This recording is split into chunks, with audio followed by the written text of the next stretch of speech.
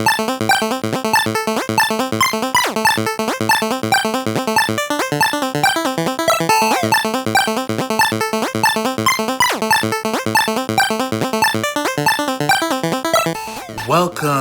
to this very special episode of the Relly and Deli podcast.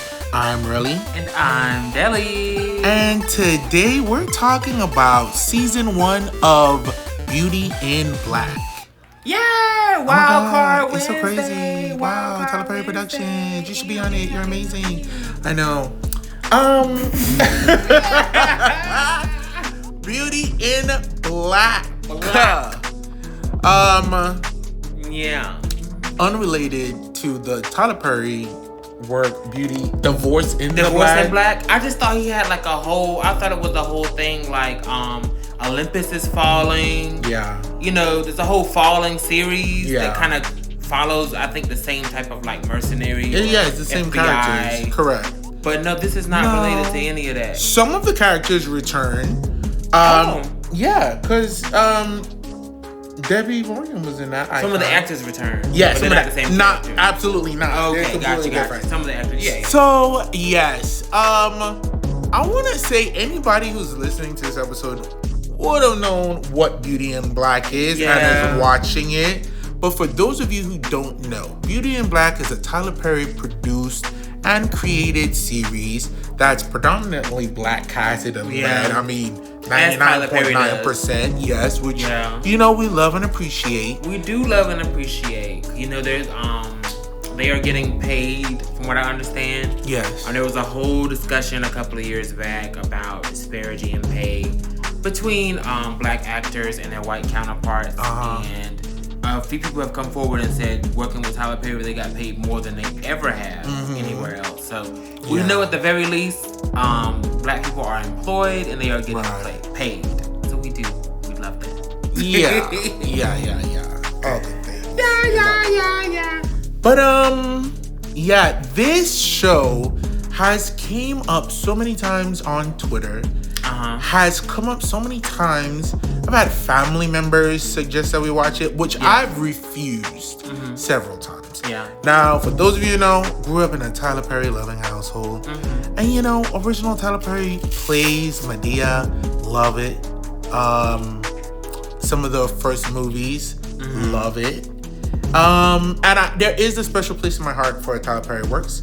But I am very critical of certain elements, specifically, you know, women, black women, and their treatment and their stories that's being told. And of course, like, you know, gay storylines. And we're definitely going to get into that and talk about it. Yeah. But, you know, after my cousin, shout out to you, Taki, love you, said that we should have watched it. My mom, who watched it because my dad watched it and then told her to watch it. And then that broke Trendell down and he was like, we should have watched it. And I was like, what really sold me, first of all, my government.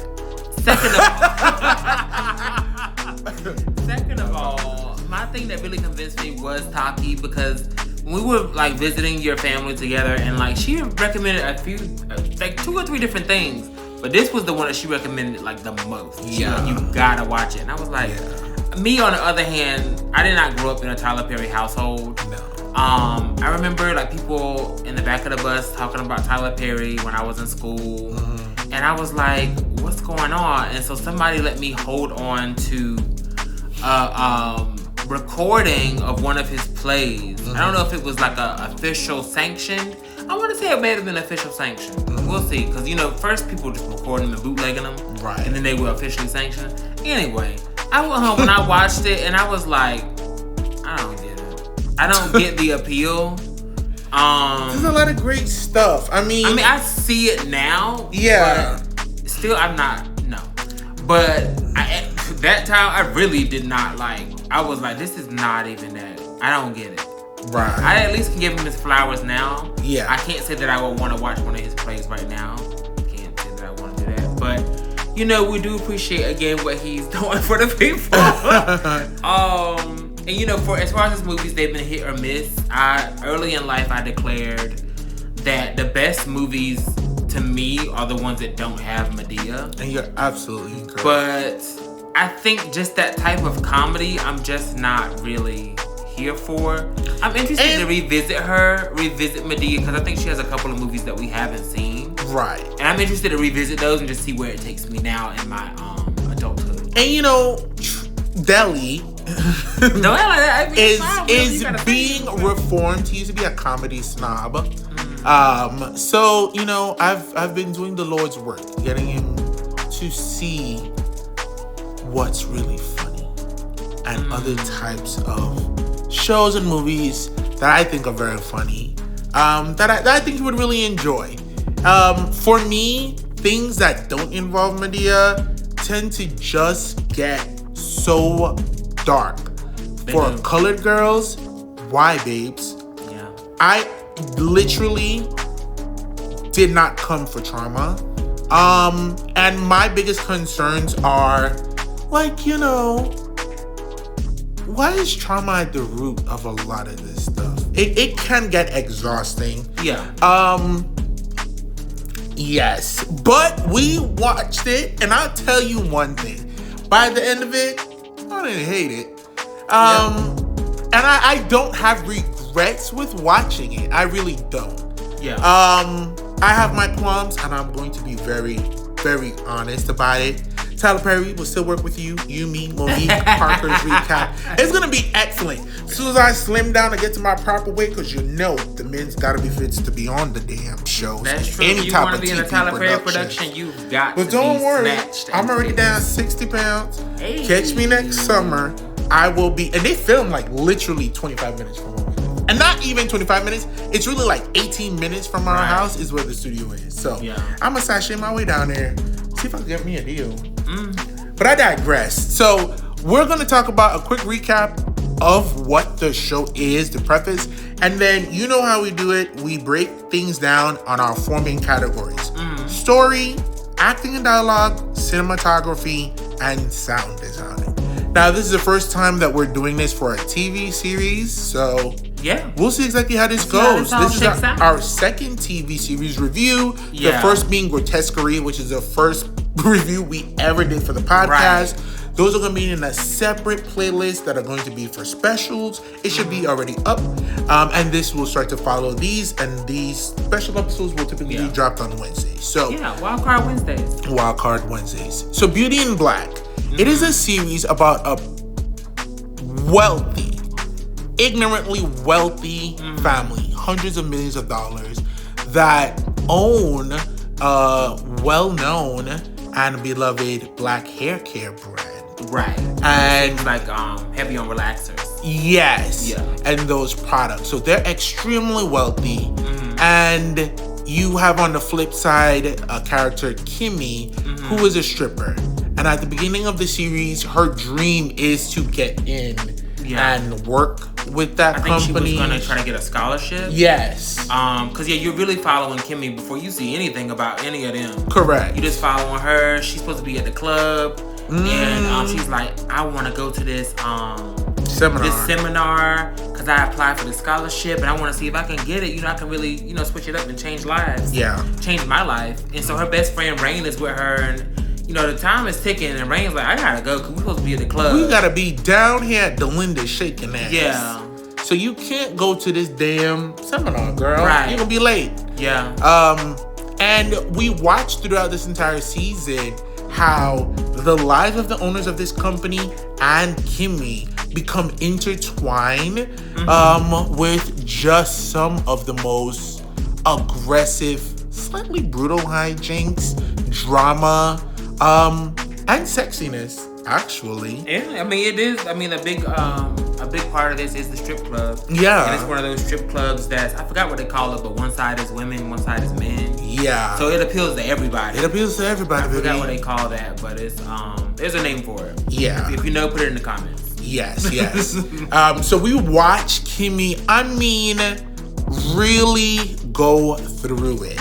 Yeah. And it's a lot of moving parts. There's a lot of moving parts. It's a lot of connections and relationships that people don't know is going on and happen. So we're going to start, honestly, that's really it. because everything is gonna come up when we talk about it. Yeah. So let's talk about our story. Official spoiler alert. Official you spoiler knew what alert. this was. I think you would know what this was. It's Correct. A special episode. We're talking about the first season of Beauty and Black. Completely. So this is official spoiler alert. We're gonna get into our categories and some spoilers. Yeah. So yeah. Here we are. So first category, story. Story. I gave it a 7, and that was after much deliberation, going back and forth. And the reason I give it a 7 is because season 1 actually ends well.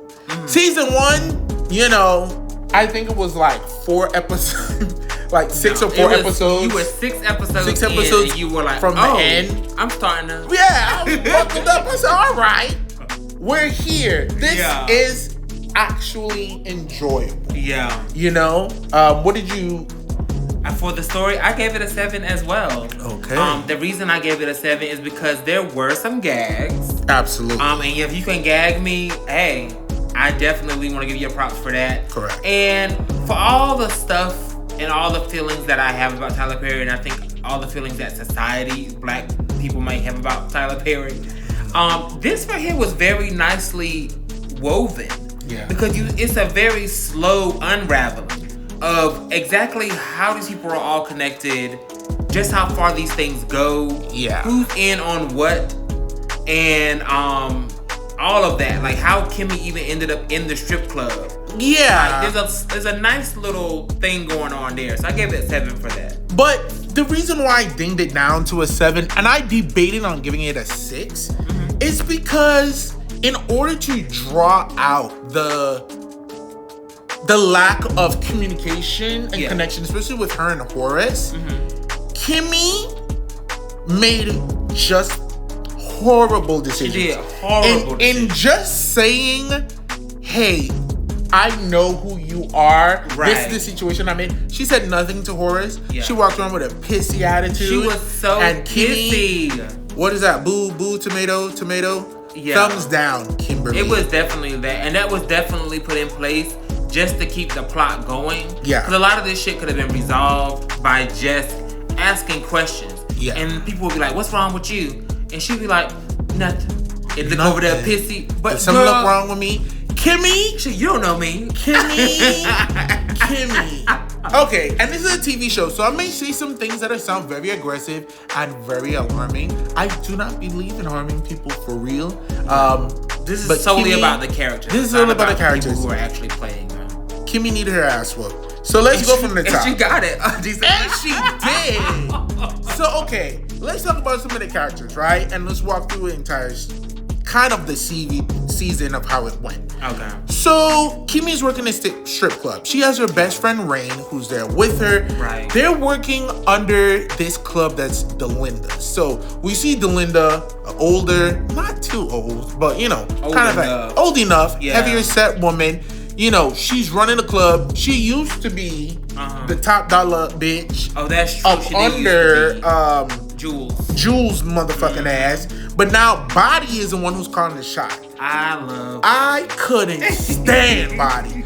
Body is the most egregious screw-faced heifer I ever did see. And listen, she got her little pinch nose, her lip line. She's a gorgeous girl, of course, in real life. But she plays a disgusting person. And she was acting wild. She got her blue to blonde, blue to blonde ombre. To the ends. And let me tell you, Kimmy came late and she was not having it. Yeah. Body was pissed. And then Body is called Body because she's body down. Right. And she got her body done by Daga. I want to say Daga or Daga. Yeah, you got that movie Dagon, and that's unrelated.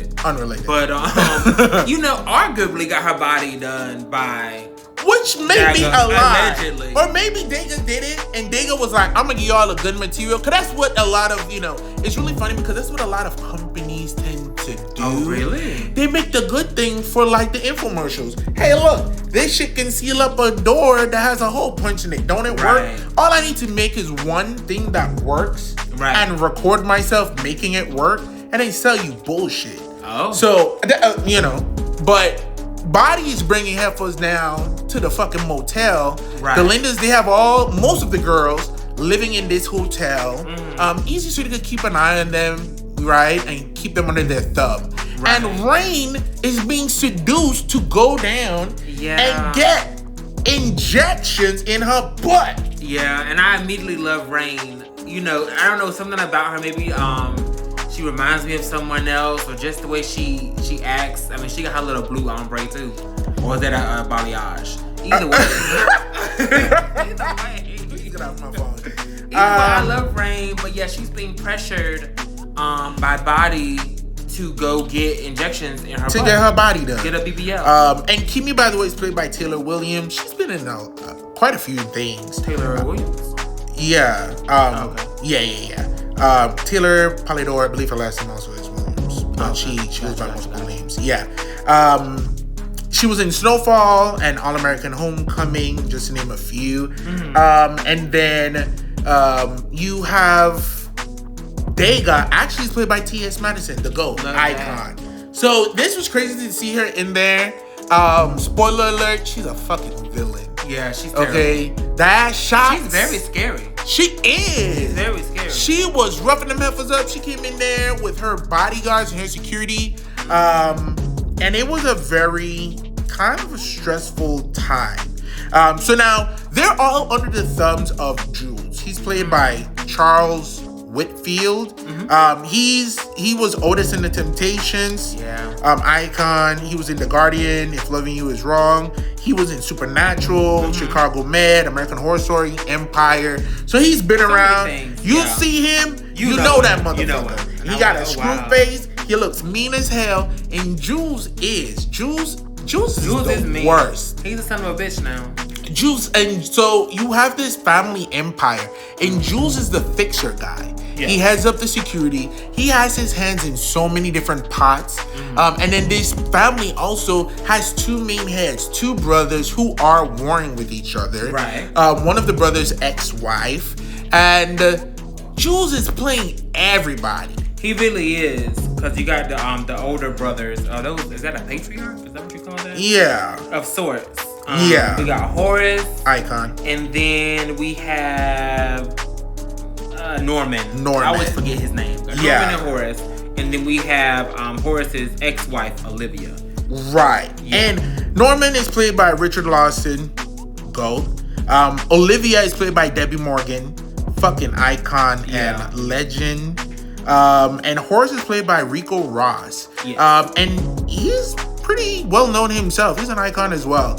He actually had a recent holiday movie that just came out. He was in things like Wishmaster. What else? Hidden in the Woods. His list actually runs really long. Like if you go and scroll through the amount of things that he's been in, Sleepers, Jag. He's done a lot of movies. The Practice, Beverly Hills 90210, ER. He's been in a lot of TV. He was also the pastor on P Valley. Oh, yes. I always forget that. And you know, he definitely has a feeling. Ironically or oddly enough, he does have a feeling of like Christmas. I don't know if it's all the sweaters that he wears, but I can see him in a wholesome Christmas role. Yeah. And I definitely think this show kind of succeeded as well because it does kind of scratch that P Valley itch a little bit. Yeah. I would definitely say that it took the absence of P Valley and capitalize on it. They're like, y'all like you like some stripper shit, some violence, some black foolery. We got it here for you, baby. We're gonna expand on it more. Don't you want to? And then you have the daughter. Hold on, let me make sure I found this here.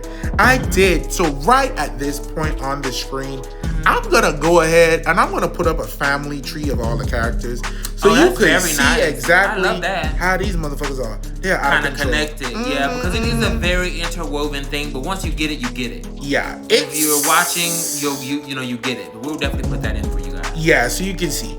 Then we have Mallory. Mallory. I like Mallory too, and Mallory turns out to be the person that Kimmy wanted to get the scholarship from at that seminar. Yes. Yes. We see Mallory at the seminar on stage, giving out the awards to people. And she's a stunning girl. She actually is a beauty queen. Oh, yeah, she won. She was like Miss Texas. Hold on. Let me not get her credentials wrong. She's Miss USA 2008, Miss Texas USA 2008, and she was in Miss Universe 2008. Wow. She was in top 10. Icon. That is amazing. She is as pretty as you would expect. She's beautiful. She's a bitch, yo. Yeah, Mallory is the worst.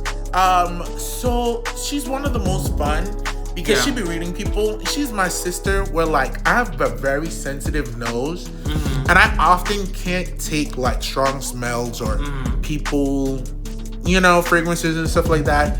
And Mallory hates people and their odors. And you know, I don't know if Mallory really smelling anything or that's just her go-to jab, but she's quick to be like, you stink. You stink. And the way she says it, mama got a bone straight boblet down to her shoulder pads up. She does be dressing. She do be dressing. She looks great. And she's one of those ones, whether you stink or not, like her saying it, you gonna feel it. You're gonna feel it. Bitch? You smell like you want to be alone. And she said that shit and then she left. She left the heifer there. I don't even know if that's this season, but fuck it. It's hilarious. Sorry if that's the season. Season 2. Season 2 is actually already online as well. Yeah. Half of it at least. We'll get to it once that season is finished. For sure. Or maybe we'll do a second review of this half of season 2. Maybe. We'll see. We'll see. Let us know if you care and if you want that. Yeah. But Mallory is married to Roy Bellamy, one of Horace's sons. Disgusting. Violent. Drug addict. I think one of the things that hurt this entire series for me is there is literally not a redeeming person that exists. I mean, if you squint really hard and cock your head to the left, maybe you could find something redeeming in some people. Kimmy eventually. Yeah. Kimmy eventually gets herself together. Everybody is the worst. First quarter of this season, she's a dumbass. She's a dumbass. And she just keeps making bad decisions. Like, they're like, girl, don't cross the street. She run across the street. She runs across the street. And maybe with her eyes closed. With her eyes closed. It's she goes against everything that she should be doing. No sense of self-preservation. None. You know, none. I mean, you know, it's very weird. Yeah. So Jules, aside from having the girls strip at the club, is also like handpicking select girls and pimping them out to Roy. Roy and Mallory have a very loveless marriage. They've been together since college. He seems to suffer from erectile dysfunction unless he gets violent and starts choking and slapping on the girl. And Kimmy, unfortunately, is hand selected to be, you know, his freaking plaything punching bag. Right. And it just devolves, and she's not able to please Roy. Roy can't please himself, and it always results in like more aggression and violence. It does. So yeah, so they have a falling out. And Mallory and Roy, the entire family lives on kind of a compound, an estate, land that was owned by their grandfather, Roy's grandfather. Right, Roy's grandfather, which would have been Horace and Norman's father. He created the company Beauty in Black, and he put so many stipulations in his will that honestly is keeping the family alive. Yeah. Like if somebody commits murder against somebody else in the family, the person who was murdered shares are completely absolved, and then the person who committed the murder, they lose their shares as well. Exactly. So basically, that money just is gone. Exactly. And it's not like someone else in the family can get it. And it's basically the only reason why they have not all killed each other. Definitely. And it's why they kind of stay on the straight and narrow, why they hide so many things. Yeah. Because there's also a clause that if any of them get convicted of a felony, you forfeit your shares. You forfeit your shares. So you quickly learn that this, the Bellamy family, it's all about money. It's all about the money, baby. It's all about what I can scheme, what I can do to try to get your shares or get you out of the picture so I can get more shares. Yeah. You know, without going against the will. Because the will is ironclad. Forward, back, up, down, all around. And you would learn that from the what's his name? Attorney Varney. Attorney Varney. He's the family attorney. He's a large man. And now Varney for the first couple of episodes, Varney is useless. Varney be looking at it and be like, I'm not gonna lie. That's what he said. Yeah, he is useless because there's a whole thing that's going on too with a lawsuit against the beauty company. Yeah, it's giving people cancer. It's giving people cancer, baby. Cancer. So and of course, there's some people who just don't believe and don't buy into it, but they're being sued. You have Roy, who's an alcoholic, drug addict, who is literally putting them the most at risk. Yeah. Mallory is really the one who's running the company. Yeah, the face of the company. She's actually showing to work every day. Yeah. And doing work. Yeah. Horace, who's, Horace is just running around, but he is the older brother, so he has the majority shares of the company, and I think he's CEO, technically. Yeah. You have Olivia, who divorced Horace, but she is getting some money still and has some shares, but she's not in with the family like that anymore. Exactly. And then her thing is her church. Right. And some other turn to church. Yeah, some other activities. Yeah. And then you have Charles, who's another son. Mm-hmm. So Charles is Roy's brother, Olivia, and Horace's son. Olivia loves Charles. She does. That's the apple of her eye. She does. Does not like Roy. None of the parents like Roy. Right, which is sad. It's very sad, but what I do? He a fuck up. Now there is some good acting moments from him. He always look like he's about to cry. He's also he's been in a couple of things as well. And he is cousins with Donald Faison, legendary icon. Oh wow! He was in Legacies. He used to do like Homicide Hunter, so like those reenactments of like crimes and stuff like that. Yeah, he was in the Fatal Attraction TV series in 2020, and then he has like a couple of other TV series and stuff like that he's done under his belt, and he has a couple more projects on the way, actually, like 3 projects in production. So very great for him that he's working. I'm sure he's a lovely person. Plays a despicable scumbag on this show, so he's doing his job very well. But Charles is like the younger brother. Charles is gay, and this is where one of my first gripes come in. Just once, I would love to see some gay characters and gay storylines where it's not like rooted in like homophobia. Yeah. As a gay person, you can have other conflict than homophobia and your family hating you.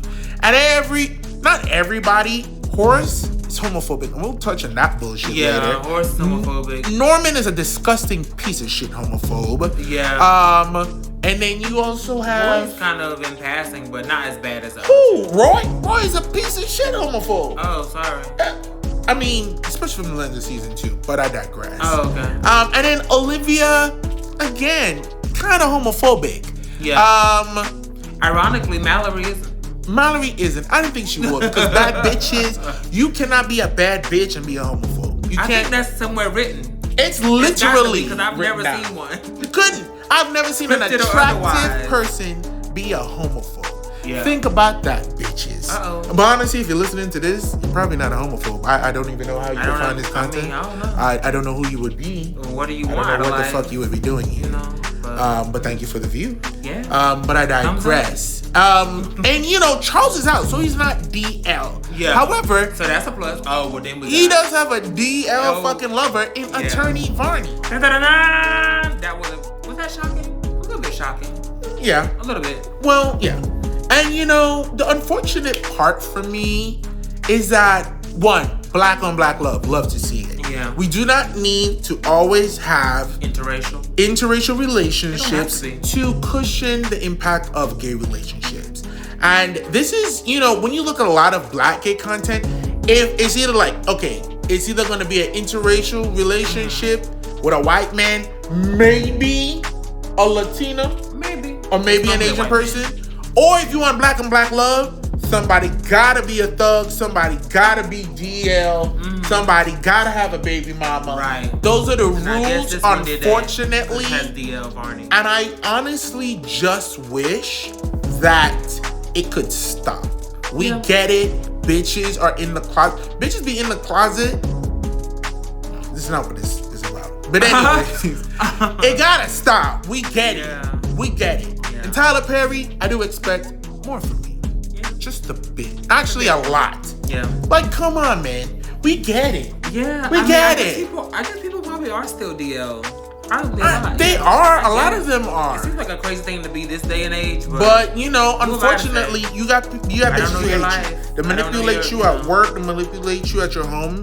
And there's a lot of people who don't feel safe to come out. True. But there's a lot of healthy, loving relationships of out gay people. And come on, man. I'm so fucking bored. I don't even know if they said the actual F word. But they said a lot of other homophobic shit and innuendo. So thank you at least for that, for not dropping F-bombs every single time somebody was homophobic. Yeah. But it's fucking tired. Charles is a fucking jackass. He doesn't give a shit about himself or anybody else. He's already a mess as it is, so he don't really need the homophobia because he's already like, oh, girl, you need to get it together. Yeah, and he's like, I don't give a fuck. He just want to go out and party, shake some ass, do drugs. And he be down there at Delinda's with the menses. Yeah. Which brings us to another main character, Angel. Oh, Angel is, I want to hope that he's biracial. Black and Latino. Dominican. Well, listen, Latinos, stop saying the N-word. Oh, yeah, we throwing them left and right. I don't like it. Most out of everybody. The most! Yeah. Especially in season 2. But anyways, you may have some black people around you that say you can say it. A lot of black people won't like you saying it. Again, I don't know who that would be listening to this, but if you found this and this fits you, stop it. You might get nasty. You know? But Angel, the script, so here we are. Angel was friends with Rain, and then Kimmy fled her house because her mom is dating a fucking pedophile bastard. This is Kimmy's backstory. Yeah, and then she had to leave her younger sister there as she was coming up into the age range, and he was like basically looking at her. So the mom, again, moms choosing their boyfriends over their daughters. Yeah. Hello. Put it to bed because it's tired. How many times do we have to see this entire fucking trope? Honestly, I might start thinking more points as I talk about it. But, you know, Kimmy ran away. Well, Kimmy was thrown out of her house. At Walmart. They're giving her a couple $100. And she ran into Rain. They were staying in like a fucking Walmart store. Yeah. Rain taught her the ropes on how to evade. Security detection, get some food. They ended up being friends. She was working a job with Angel, which was really just like running drugs at the airport. And they got busted. Yeah. And when they got busted, the judge kind of freed them.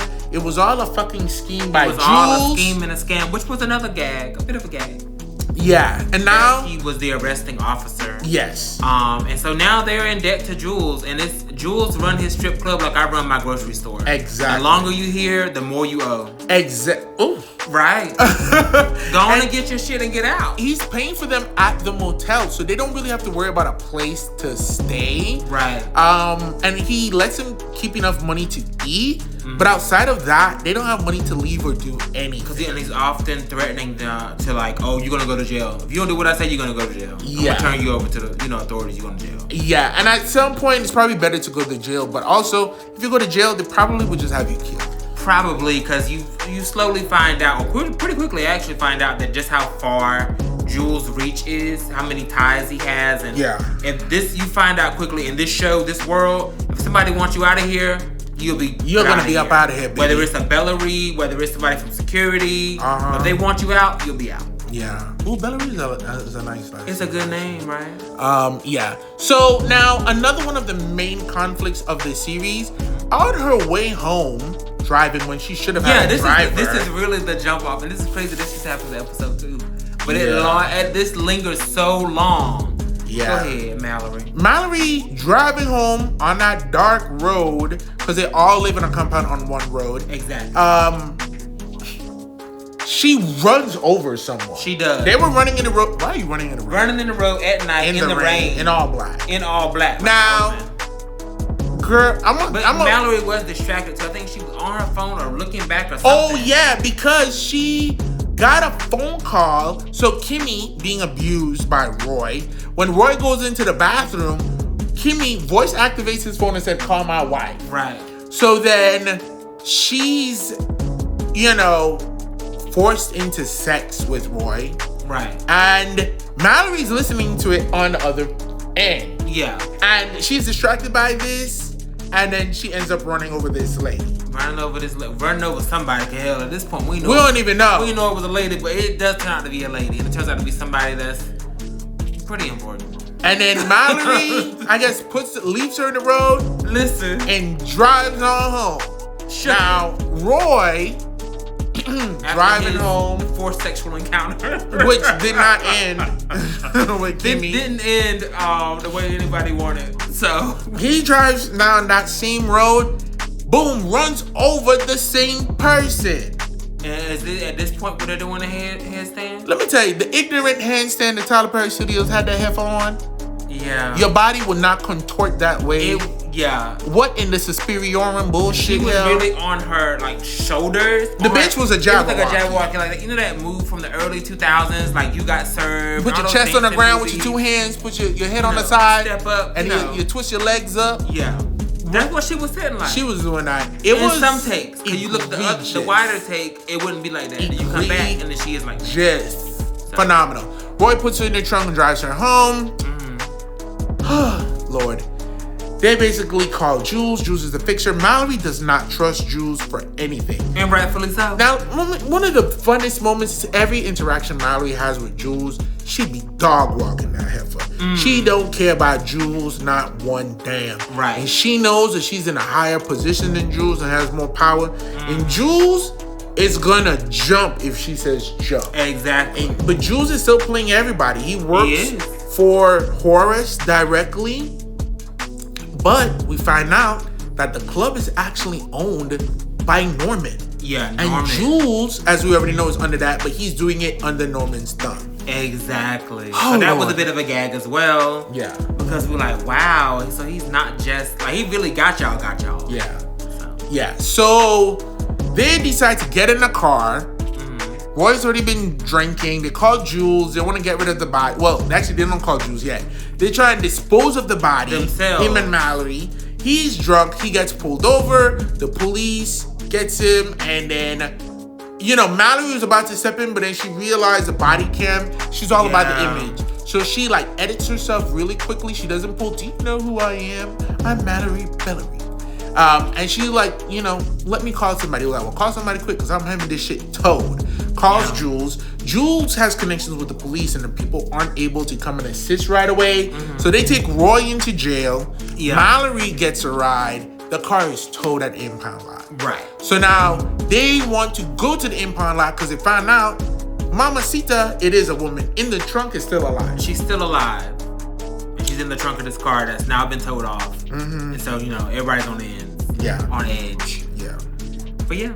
Yeah. So now they call Jules. Jules is like, we're going to go ahead and pull a mission. We're going to go to the yard and we got to dispose of the car and the body. And we got to kill anybody that's there. That is what they did. For them, I mean, you have to shoot people. But I guess, loose ends. Let me tell you, that's one thing. Up. Jules said there will not be a witness, bitch. This is not court. This is not church. No witnesses. You got to die. That's the way you do it. They shot the place up, got up in there. The body is gone. True. The body is gone. So we later find out that the person ran over is the wife of Norman. And Norman is a sick son of a bitch. And he's so distraught. When I tell you. You killed my wife! So you motherfuckers killed my wife!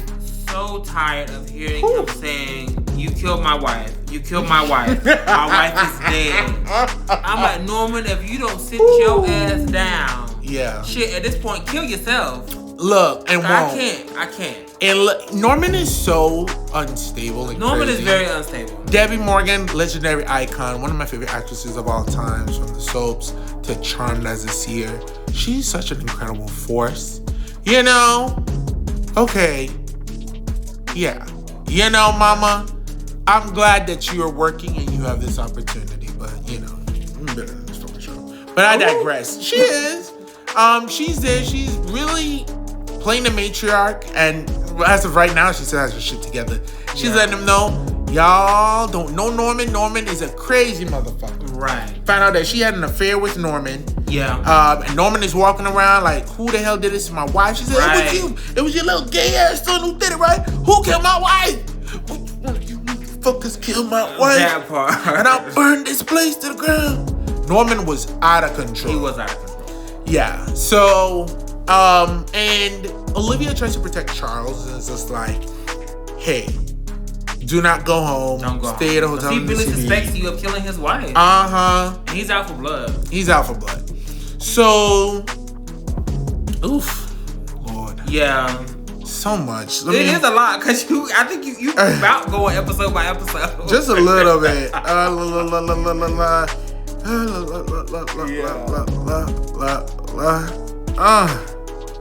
Yes. So we have this introduction of this new attorney, right, on the flip side, who is working with the people to sue the company. She has a back and forth with Roy. She's really stroking Roy's ego because she said she knows Roy. Yeah. She went to college with Roy. Yeah. And Roy tried to get with her, but she turned him down. Okay, girl. Either which way. I don't think that's gonna go anywhere, but we haven't seen the heifer in a long time. But yeah, she's trying to she's helping with this class action. Because we have those people who use the perms or the products and they've gotten cancer. Yeah. I think it's almost like a 90-something, 100 people. Like it's a decent amount of people. So she's their lawyer. Yeah. I'm so all over the place. A thought that I didn't finish. So yeah, Charles is at the club. Angel is at the club. Angel was somebody who got them involved, so they're not all there and stripping. Angel is like the main male stripper that's like on the show. And then there's a couple of others that are in there. But Angel is like the main person. So he's the main male stripper. He's there. He's friends with Kimmy. Yeah, I mean, by circumstance. He got Kimmy and Rain in this life. They all got in trouble and now they're all stuck here stripping. Yeah. So there's a whole thing. His baby mama always thinks that he's cheating, and maybe he is. We haven't seen him cheat once on the show. We have not seen him cheating, but apparently, maybe he cheated somewhere in the past before the show started. Because I felt like they've been doing this for years. Like, this is years after they got caught. I want to say 5. I don't know why. Yeah. But they got caught on that plane with drugs, and they've been in servitude to Jules in the strip club for years. I think so, because she was 16 when she was forced out of her home. Right. I think she's like 21 or so now. So yeah. So like 5 years. It's about 5-6 years. Rain gets the botched booty surgery in the hotel. Oh yeah, it's botched. We never did get back to that. It's botched. So much. Kimmy gets she's back. in the hospital.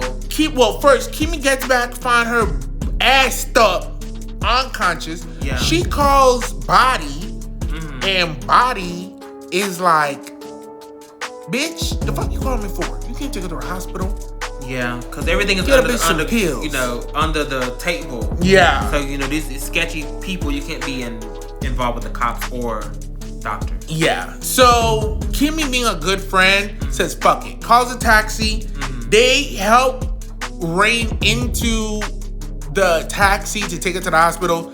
Got all sorts of bodily fluids on the taxi driver. Losing her mind. Very graphic. It is. They go in there. She's about to lose her life. And she basically leaves. Now, they find out that they took Rain to the hospital.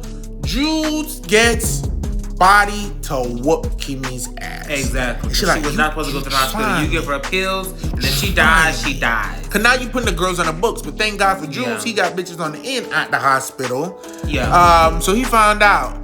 Kimmy goes down to the hospital, gets her behind beaten. Yeah. Angel comes, and he's at her place. Her baby... Oh, the reason why she gets closer with Angel is because now Kimmy is at the club, right? And she gets a visitor who wants a private dance. That's true. With Kimmy. And then Kimmy is in there with the guy, and she sees that the guy is looking out at this man, and she's like, you want it? I could go get it for you. Right. The man is Angel. Yeah. The man he's looking at Angel. Yeah. He's like, did I say I want that? Get the hell out of here. She's said, I'm sorry, I'm just trying to, you obviously don't want what I want. And the guy basically like cusses her out and the whole thing ends, right? The guy comes back, I guess, again and was like, go ahead and get the man for me.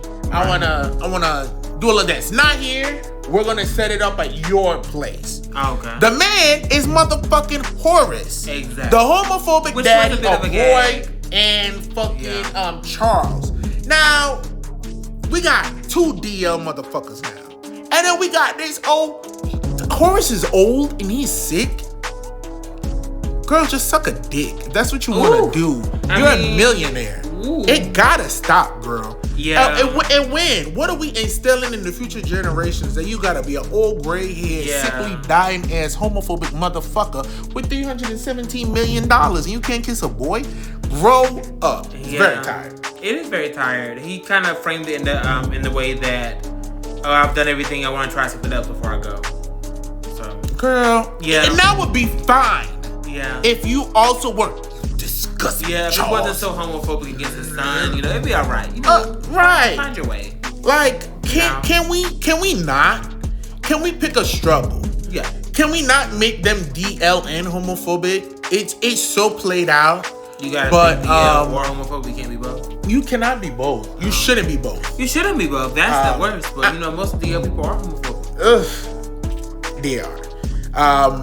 Yes. So they get him there. Horace gets Angel. Angel be body rolling and dancing. It's hilarious. It's just always, he always have an expression on his face like he just don't want to do it. Angel, he don't really care about what's happening. Angel dances like Ice Spice. Like, you know that gif of Ice Spice twerking on stage completely just like... She just dead in the face, just like, I guess I'm shaking I'm ready to go. Tonight. That's how Angel dances. Yeah. Angel is not gay, but, $20 is $20. That's true, actually, it's like $300. Actually, he got paid $500. $500 just for a dance. Met that man, dance.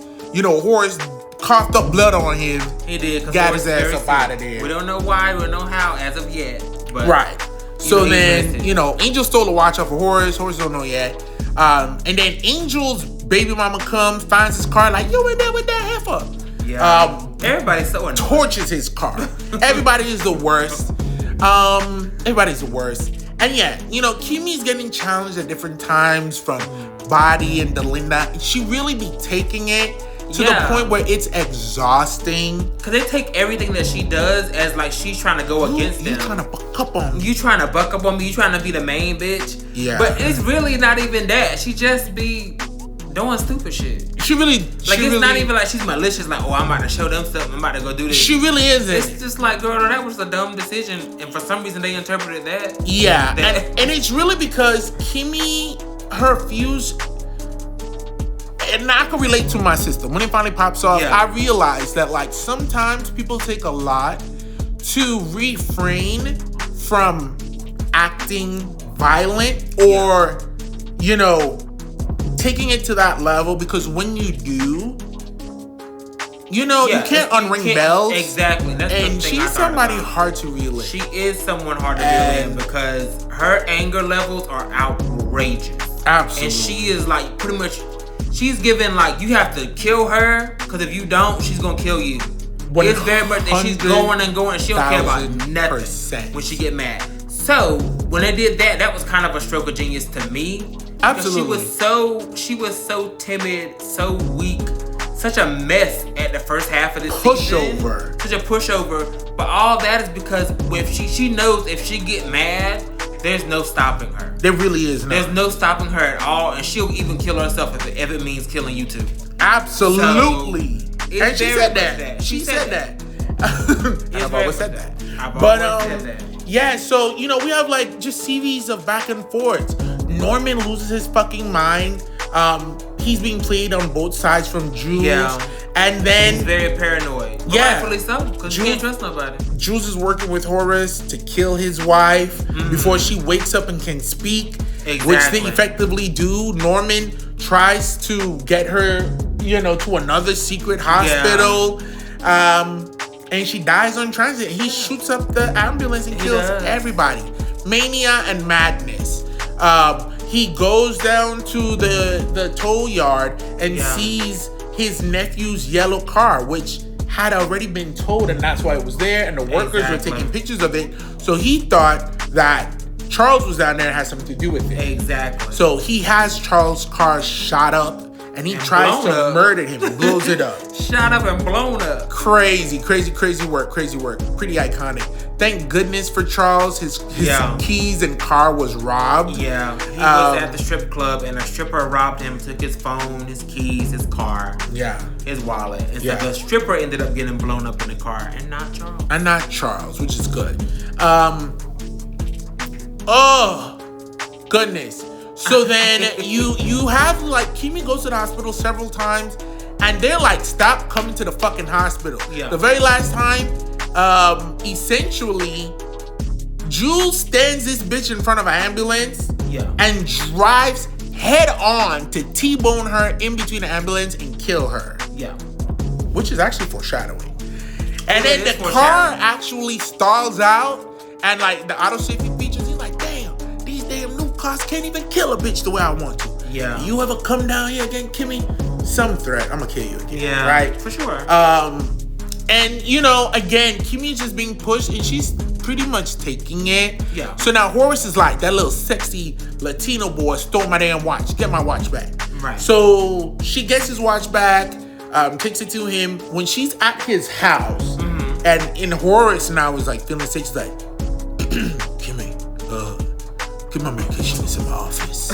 And she's walking through his house, and then she sees on the walls, shit, this is Roy, the guy who's been assaulting me. Yeah. This is his father. Exactly. He owns a company. He's with Jules. Oh, he's running game on me. He owns a club. That was a take to turn. I mean, a take to take, I guess. Maybe it was easier for us because we're on the outside, but I felt like that right there. Use your fucking words. That was certainly an assumption, maybe a safe one, but her going so far and not actually confronting him about that. Stupid. For episodes and episodes, for really the rest of the season. Yeah. Almost the whole thing of the season. Yeah. Never really confront him about it. No. Kimmy acted like a fool. Yeah. She got so mad. Now, let me tell you, and then Angel was like, oh man, we gotta rob this old man. He didn't say that. Like, he's thinking about money. He's like, the watch was like worth like $1 million. Over $1 million. So he's like, we gotta rob him. That's what we should do. And Kimmy was like, yeah, we're gonna rob that old man. And it's like, you're a poor stripper. And this man, you find out, is wealthy, and really took a liking to you. Maybe the head of the operation. Why is it not your first thing in your mind to be like, hey, Didi, please protect me from Jules? Exactly. Like, if anything, you should hold his pocket, be in his favor. He really likes you. Exactly. He hasn't cozied up to him. Tried to sleep with you.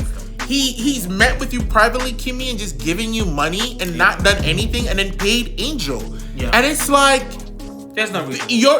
You guys, but you know, hurt people make stupid ass decisions. They do, and it's been half a decade, and they are of paranoia and the being done wrong. And they ran game on you, got you locked up in that circuit. So I understand the distrust. Yeah. But you know, the type of person I am, I'm very confrontational. Kimmy isn't outwardly confrontational because her confrontation is violence.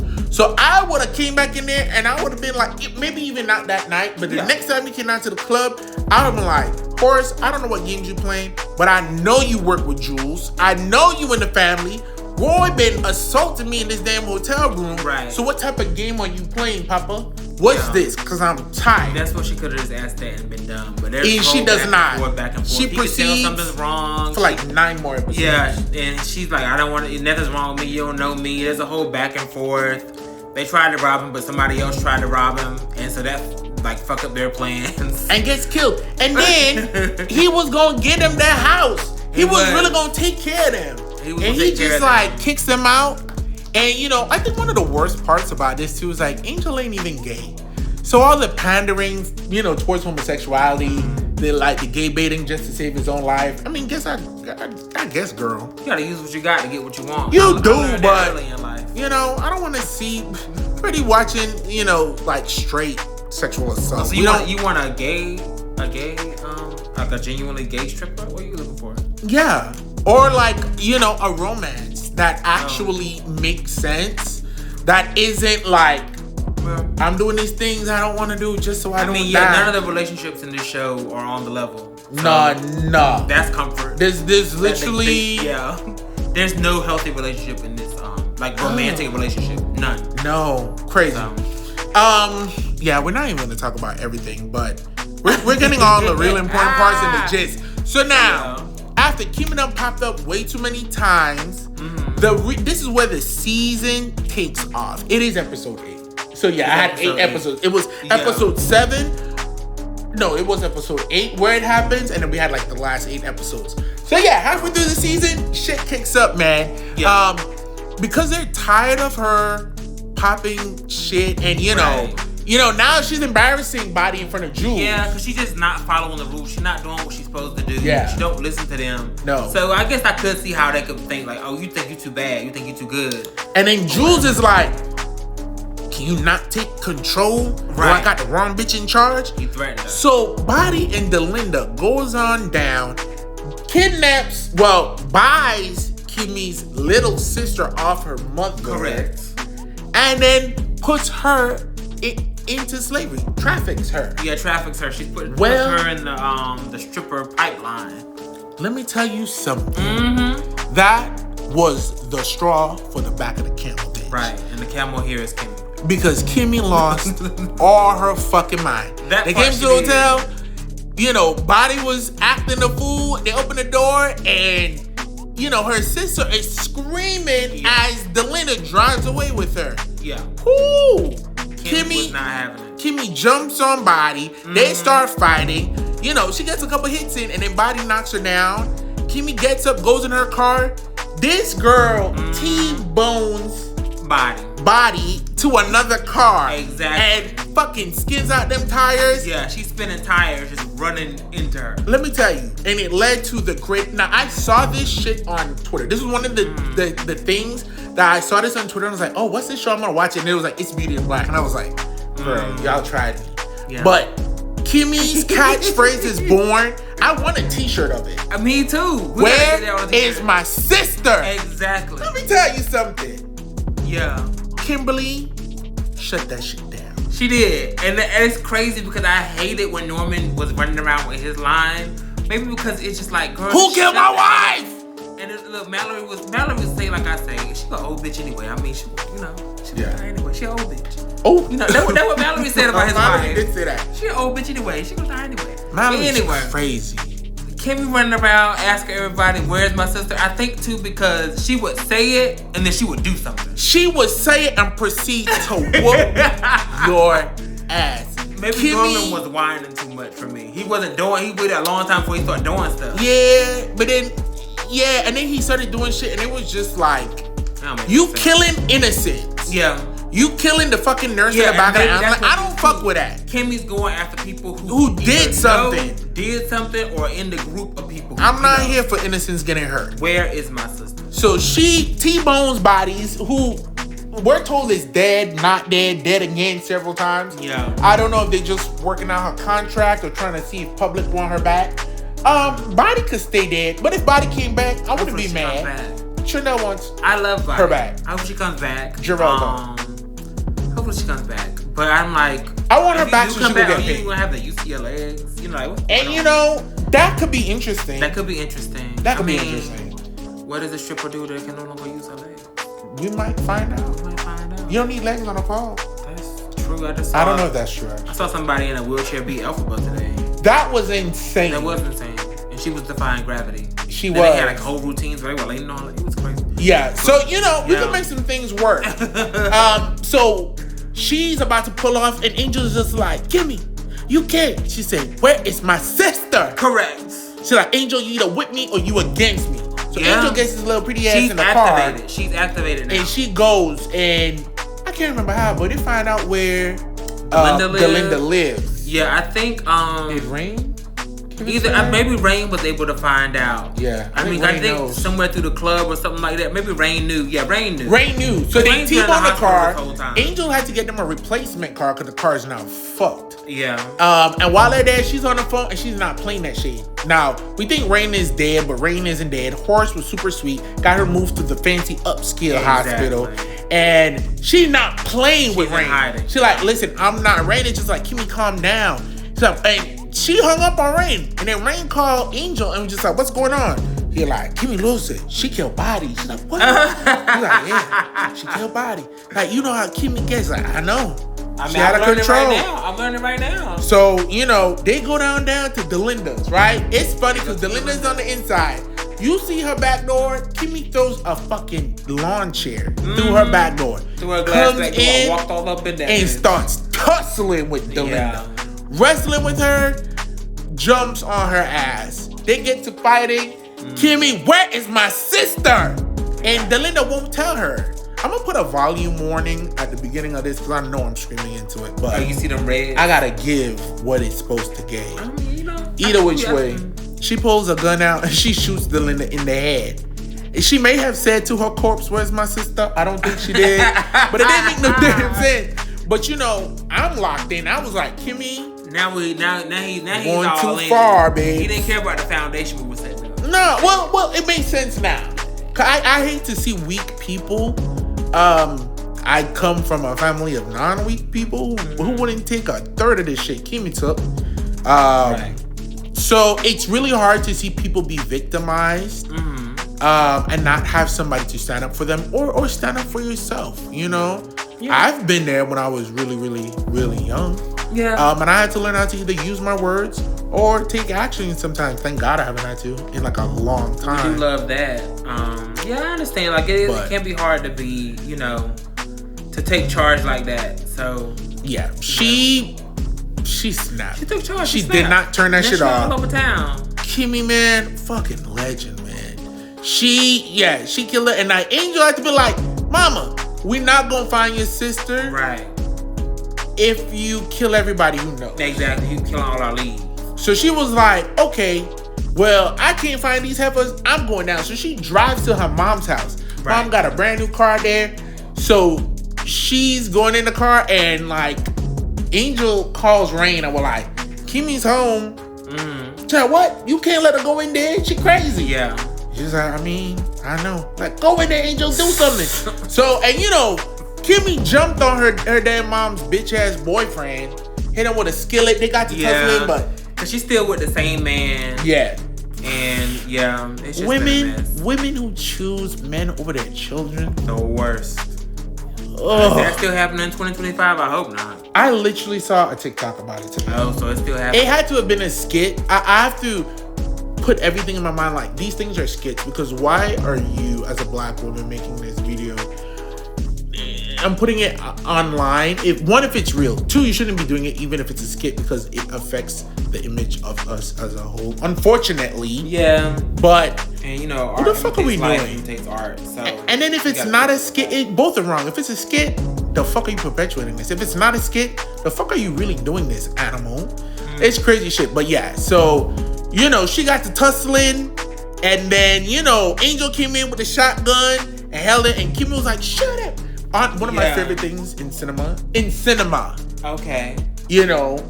A bitch on the ground. Shoot him! You got it! Shoot him, Tony! Shoot him in the head! Fucking kill him! And it was intense. What she said, and I was actually hoping that he was gonna shoot him, but he didn't. I'm glad he didn't actually. I mean, as far as the storyline, that's probably not good. But he's a bad. If he was a bad man, I'm like kill him. But storyline and the law, legally, you shouldn't do that. We don't. We don't need Angel on. I don't need you going to jail and everything, even though Yeah. So I mean, that's where we're at now. Yeah. I mean, this boy. Yeah. Where we at? What's next? Kimmy finally gets picked up by one of the cop bitches who works for Angel. This bald-headed black guy. It was him, and then this Japanese half black gentleman. Yeah. He has some remorse for what's going on. The black guy is just like, I don't give a shit. Yeah, because I'm gonna make my money. They're in the same situation in a way. Yeah. That they are, beholden to jewels, so they have to work off debts too. Yeah. They're just not stripping. They're working off their debts through jobs and being an officer, being security. Yeah. Being muscle. Yeah. Moving bodies. They get Kimmy, and Kimmy, the badass that she is. Where is my sister? Flips the whole fucking car. Threw that shit off a bridge. Yeah. Climbed out the fucking back windshield. Innocent little white woman stopped to help her. Kimmy stole her car. Yeah. Pretty crazy. Pretty. That is pretty crazy.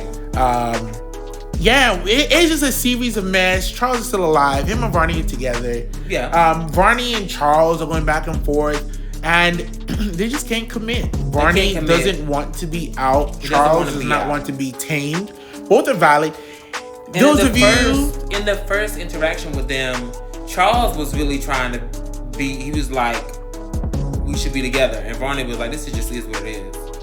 Yeah, because the very first interaction. Yeah. And then after that, it flipped. And Varney want to be with him, but he don't really want to be in public like that. Charles is like, bitch, I'm rich. I'm a little hot tamale. You think I need to be up under your big ass? Right. I don't. And it just led to headaches. I do hope that they work things out, but it's exhausting. It is very exhausting. We're gonna see more about their relationship come out in season 2. Yeah. But for right now, it is what it is. We find out that Varney almost has a breakdown when we think Charles is dead. Goes to Charles' place. Charles is alive, so that's good. Jules thinks on his feet because he's playing Norman against Horace, against technically Mallory, maybe. Yeah. Well, no, he's really working for Mallory, but he's playing Norman and Horace against each other, and then says, "Oh, I got this guy who killed your wife," but then it came out that this is the person that killed the wife. So then he had to he really had to think on his feet. He does a good job. We see one of the few moments that Mallory says anything nice. She's like, she was impressed. Jules, that was some good work, Jules. You really thought on your feet. She was very impressed. Yeah. I was impressed too. I was like, wow. He essentially, if he would have stuck with his original story, everything would have came out. That absolutely. But he came in and was like, "What's going on in here?" Yeah. And well, so and so still alive. Who is this? This the motherfucker that stole a car and did this and killed your wife. Exactly. And it came out, but they got that man so high on drugs. He was a snitch anyways. You snitched on Kimmy, so sorry, girl, you dead. He ain't said anything for the blood. Honestly, in real life, if you need to tell. Yeah. But for the sake of the show, we don't encourage snitch culture. No, but in real life, girl, you better not go to jail for no bitch. Yeah, as long as it's safe for you to tell. I ain't trying to get you killed either. I ain't trying to get you to tell something and you get got. Yeah. But if it's safe for you to tell. Do that. And it wasn't safe for him to tell. His addiction was ruling him. Absolutely not safe. It actually got you killed and made situations worse. Yeah. Yeah. Oh, so much. This show is crazy. Yeah. Is there any other points that you wanted to bring up? As far as story, I'm trying to think of Yeah. So we know that Roy and Horace are going at it. Horace is trying to find a way out of the entire plot of what's going on. Horace meets with Varney and said that I need attorneys to come. Kimmy finally confesses. We're doing a speed run. Kimmy finally confesses to Horace that she knows that he works with Jules. Mm-hmm. He's like, I don't know what the fuck you're talking about. I don't. Through a series of circumstances, we find out that Horace actually doesn't know anything about the club, that they're being ran and pimped and all that stuff. He's related to, of course, Norman, but he doesn't know anything about this. Yeah. And so they find that out through a series of events. Yeah. He forgives Angel and Kimmy for robbing him. And he even helps Kimmy get her sister back. We find out that Kimmy's sister is being held at the club. Kimmy is out and then finds out that, she finally gets free, steals another car, and goes down there to go in. Yeah. And then Rain is at the hospital. Right. And she meets up with Horace. Well, Horace meets up with her and is like, Kimmy, the fuck is up with you, girl? Right. And he was like, they got my sister. She was about to go in there. She was about to go in. So Horace was like, I'm gonna go in, see if we get, I want a new girl in the VIP, and then we'll get her out. And Kimmy was like, just wait for me, and I'll when you see me coming, we'll do it. So, fucking Felicia, who's new body, this redheaded crazy heifer. She's, like in most power vacuums, somebody's gonna step up and take over that. Yeah. Because Delinda and Body have not been at the club. So that leaves this opening. And this girl named Felicia says she's gonna step into that opening. Of course, at this point, nobody knows that Body and Delinda are dead. Correct. But they just know they're not at work. They haven't been at the club, and so they have her sister there. So there's this whole coup on how they're gonna get the sister out. Horace is in the back. Kimmy's waiting off to the side. Things get very high. Tensions get very high.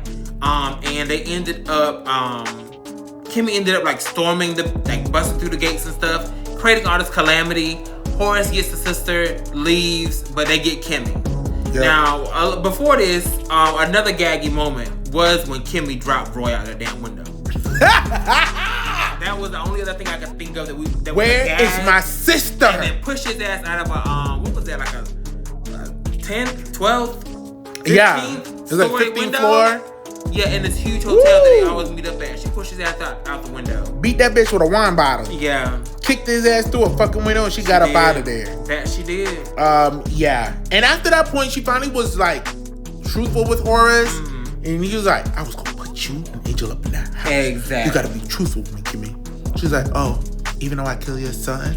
Exactly. Like, well, my son. Which right. son? So there's some tension there, but he's not fully off the ship. Horace isn't fully off the ship. He's like, we're gonna have to sort that out. Yeah. Or you'll kill my son. And so it gets the sister out. Now they have Kimmy. And the only way to really get Kimmy out now, because they beating her ass. You know, she been... Now they beating her ass. They been beating her ass. Hell all over beating town. Everybody ass. And, you know, she don't do so much. She don't kill people. She don't wreck cars. She don't hurt people. All over town. But the only way to get her out was for Horace to come back and throw his weight around. And that's when they, you know, Jules finds out that Horace knows about the club. Wasn't supposed to know about the club as far as Jules and Norman owning it. And that's enough, you know, to get her out. But then Horace like falls asleep and pees on himself. You know, he's very sick. He's very ailing. Yeah, he's very much sick and ailing. At the end of his rope, just a bit. He is. And then we find out that Roy is not dead.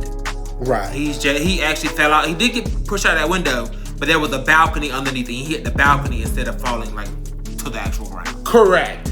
And after we get back to the hospital where it's Roy in the hospital and, you know, Kimmy's sister and everything, they're like, we got your son. Mm-hmm. Like, my son? Like, yeah, Roy, he was pushed out of a window. Yeah. And he was like, Kimmy, don't you ever take credit for something you didn't do. Hey, life lessons.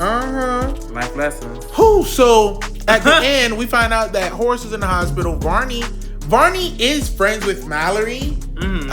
And he's in love with Charles. So all of this time that this is happening, he's like, your daddy's up to stuff. You need to look into it. Charles is a dumbass. And Charles is like, I don't care. And Mallory is like, give me some more information, Attorney Varney. Yeah. And he tries to cue Mallory in. They don't meet at the house. They end up meeting at the hospital. Correct. At the hospital, we find out that Horace is marrying Kimmy.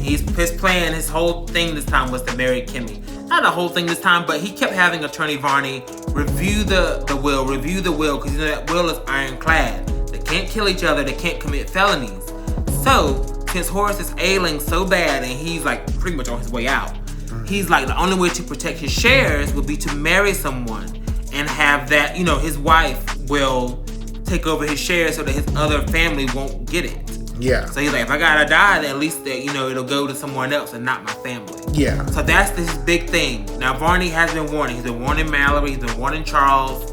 And Mallory was like, you know, had her ears perked up, but nobody saw that he was gonna try to marry someone to, you know, divest the shares. Yeah. I think not only does that protect his shares, but to give her shares, it takes from everybody else. He can. And he took 10% from he's the oldest everybody. Son. He's the oldest son, so he has the option to do that. Shit. And let me tell you, season 2 is pretty great. And we get to see the ramifications of what's going on. What that is. But I think this is a great place to stop. Honestly, it's so much. It's 16 episodes. We're not going to walk through everything. Now, but when got you the gist say, of it. you mean stop as far as the story?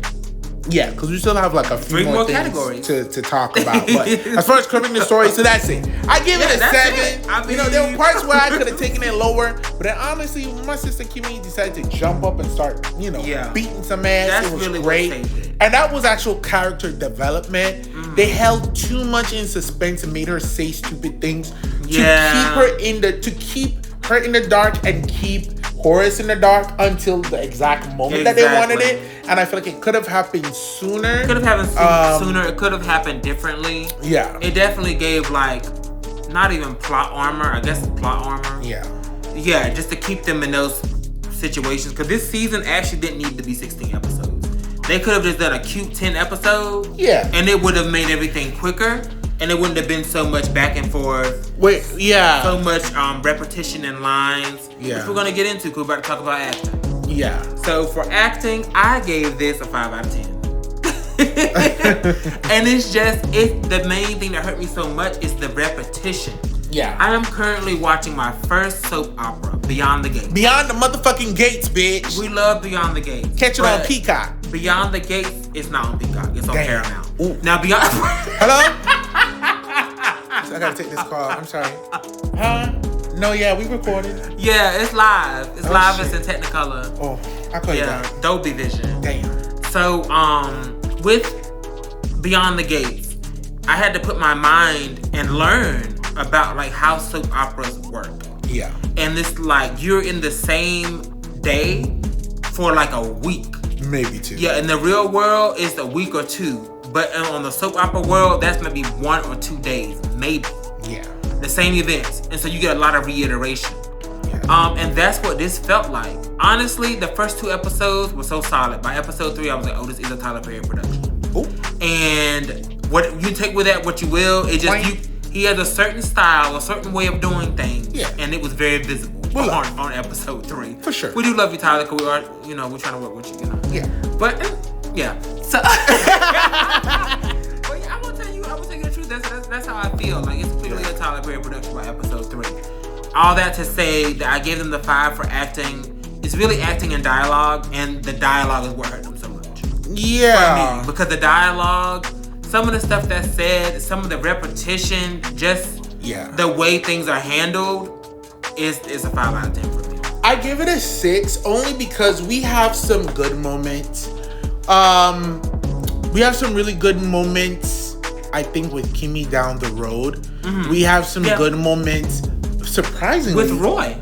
That's exactly what I was going to say. And I mean, I thought about raising this, but I already put the score where it's at. Yeah, so it is what it is. But when Roy speaks with his parents, I feel like the tears are coming. Yeah. He's a hurt little boy. Yeah, with the whole window shit, him being pushed out a window. Yeah. And they're like, bitch, you did that shit.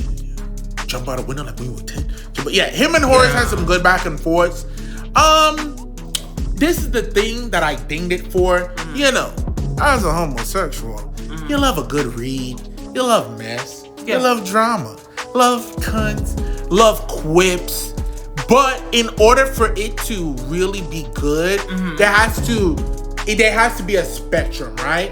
They are just nasty fucking people all the time. They are really nasty all the time. It doesn't make the reads hit because it's just like, okay, you're just mean.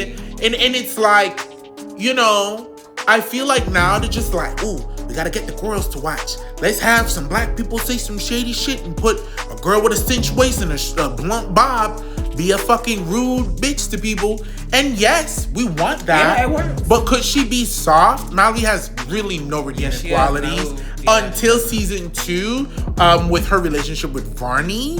That is a little bit more, and she's still like aloof and just blunt. Yeah. But there's not a whole lot of redeeming anything in people. Olivia kind of was okay at the beginning, and then she immediately devolves towards the end of this season and beginning of season 2. Yeah, because by the end, she's not worried about church no more. No. And, I have heard that people get into church so they can be in charge. Absolutely. And, that might be why she loves church so much. Because she could be in charge. Yeah, it's about that really dominance. About the faith and all that. We'll quickly see how, she gets undone. And she unraveled. So, and that's what it's like, and like, Richard Lawson is a fucking legend and an icon. Debbie Morgan, legend and an icon.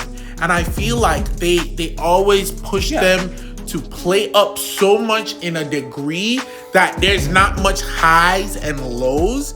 And love Richard Lawson, don't like his character. And I don't really think that the portrayal of him is super great. But him and Roy might be his motherfucking daddy, bitch. Because the two of them are so paranoid and so ignorant. Yeah. And they be like, you killed my wife. No, I didn't. Because this and that. And here's actual evidence of why I didn't do it. He'll look at you and be like, yeah, you kill my wife. You lying to me. You son of a bitch. Right. I'm gonna kill you. And Roy does the same thing. And when I tell you it gets tired. So that's a 6, okay? With my wife. Cinematography, unfortunately, a 3. You really have. Oh, what is that to you? Oh, go ahead. I mean, aside for some ass shaking. Okay. What? I'm gonna tell you why I gave it what I gave it. Then nothing was phenomenal for me. Yeah. There was nothing revolutionary. Mm-hmm. There was no fun, cool shots. There was, the wardrobe and the fashion ain't even that great. When I watch Beyond the Gates, you be looking for that fashion. They dress. They do. I got Danny, my queen, my icon, budget. Eva, icon. Well, shit, soap opera budget. The fuck? This is TP production. That's what I'm saying. They're dressing on Beyond the Gates, and they're on a soap opera. Oh, right. They're soap opera and budget. it's like This is a Netflix. No one on this is well dressed or interesting Mallory to has look. her moments, but it's not really like. But it's not. Danielle would wear different outfits in Beyond the Gate per episode. Then you have her daughter, Kat. Not Kat. No. Sorry. Haley. No, Haley's Chelsea. the mistress. Chelsea dresses down. Kat is okay. Eva dresses well. You got a whole lot of great stuff. Even the other sister, Danielle's sister, Nicole, who's more conservative, still looks great. Danielle's best friend, the little harlot girl. Yeah. She dresses well. Yeah. There's nothing visually appealing about this show. And then the strip scenes are very short and quick. So well, for cinematography, I gave it a 5. My mindset was that a 5 is middle of the road. There was no spectacular shots here. It's just, but I don't think there was any bad shots. That bitch getting ran over by that car and twisting her body up in the street. I think that. I mean, you lost 5 points. You're not at 10. No. But okay, I'm not gonna argue with you on that. Yeah. I mean, a 5 is a 5. Yeah, the way I see it is that a 5 is average. Yeah. There's nothing spectacular about the shots, cinematography, what they're doing with the cameras, what they're doing with their framing. There's nothing spectacular. It's just average. It's just showing everything. I haven't seen a shot that was like, that's a crazy shot. Like, that was horrible. Because it's an average for me, I started it at a 5 and then I dinged it down. There was something else too that happened that was similar to like the run over moment. Yeah. And I can't remember what it is. I do remember that vaguely. I don't know what it was either. Yeah. But it was like, that was a weird choice. That was a weird choice. But you lost 5 points. 5 points. Yeah. And then sound design. Mm-hmm. Sound design, I gave it a 5. Mm-hmm. It's pretty, exactly. It's like good, average TV music. Yeah. Yeah, it's definitely like, I think they don't have any like mainstream songs. No. It's like songs made for, or songs that were available to be pulled for. Oh yeah, or they made it specifically for this, which I'm sure that opens up great jobs for people. Yeah. I heard 50 Cent talk about like how, profitable it is when you're making your own show. And it's like, we're making our own music. We hire these guys, we run it, the licensing, and then how that works when it's on streaming, how much money.